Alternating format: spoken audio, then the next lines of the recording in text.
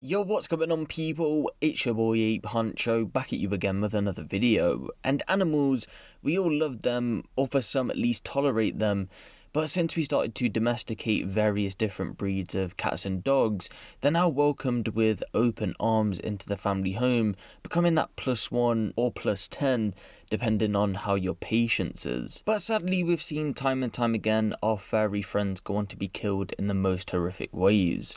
One case that comes to mind would be that of Luca Magnotta, who has been alleged to be the person behind the infamous cat killing videos, which is being spoken about on the Netflix documentary Don't Fuck With the Cats. If you follow me over on Instagram, which if you don't will be linked down in the description below, then you'll know that recently I shared some news that here in the UK, tougher sentences for animal cruelty have now been solidified, where you can now be jailed for 5 years as of the 29th of June 2021.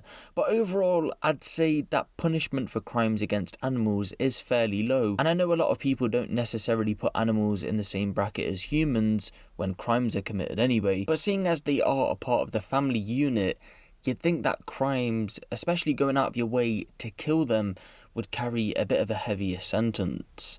This story follows a cat killer who's recently been jailed for not killing just one cat, rather 9, and injuring 7 more. Between October of 2018 through to June of 2019, Sussex police had received a number of reports of beloved pets being seriously injured or killed in suspicious circumstances in roughly the same area of Brighton, but seeing as nobody had been caught in the act, no arrests were made. Cats had been turning up to their home addresses, bleeding on their doorsteps, with again 9 going on to die, whilst 7 were seriously injured. After going on a killing spree over the space of nearly a year, the cat killer would eventually go on to make a mistake on the 31st of May 2019.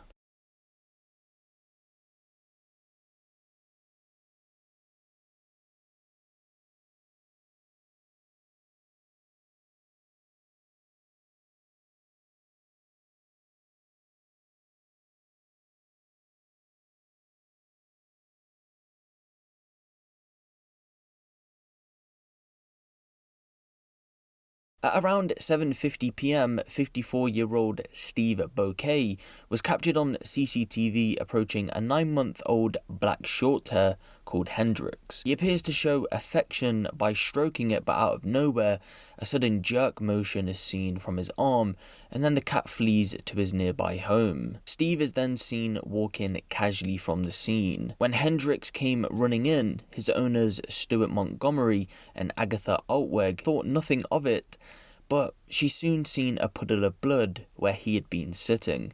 Upon further inspection, she could see that he was bleeding heavily and was rushed to the vet, where unfortunately he would go on to die. The vet who treated him said she'd never seen a case like it before, and in her opinion it was a single wound with a blade penetrating from the left side through to the right, so the knife quite literally went through the cat's whole body. In regards to the CCTV, believe it or not, a neighbour had installed it after their own cat was attacked back in 2018. 2 days after Hendrix was killed, on the 2nd of June 2019, police would go on to arrest Stephen. Type stuff.